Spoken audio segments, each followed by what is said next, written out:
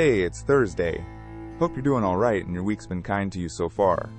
I've got 3 immigration stories for you today that stretch from Venezuela to Chicago to New Delhi, and they all connect back to how policies play out in real lives. Let's start with Venezuela. A deportation flight from Texas landed at Maiquetía Airport near Caracas with 185 people on board, 164 men, 16 women, and 5 kids. This happened as tensions between the U.S. and Venezuela are running high, yet these flights are still going.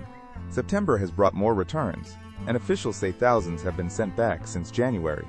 For families, it can mean a sudden reunion at the airport, and then the hard work of restarting life.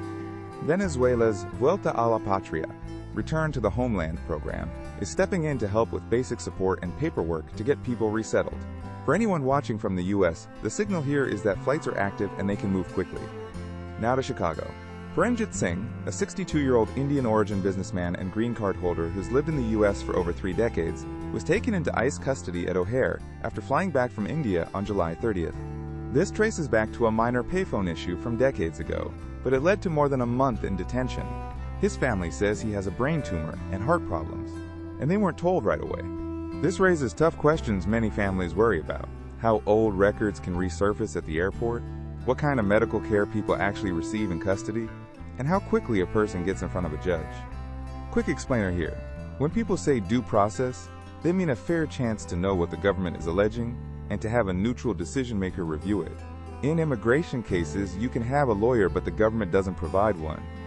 If you or someone you love has an old legal issue or unresolved immigration paperwork, checking it with a qualified attorney before international travel can prevent surprises. And keeping medical documents handy can help if healthcare needs come up.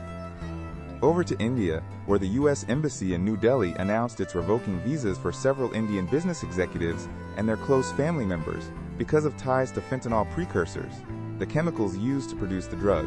Some existing visas are being canceled now, and future applications tied to those individuals or companies will face tighter scrutiny. A quick note on what that means. A visa revocation can happen even if you're outside the United States, and it stops travel on that visa right away. It doesn't automatically mean criminal charges, but it can bring interviews, document requests, and longer review times down the line. For companies, that can disrupt travel for supplier meetings, audits, or trade shows. For families, it could affect school schedules or medical trips.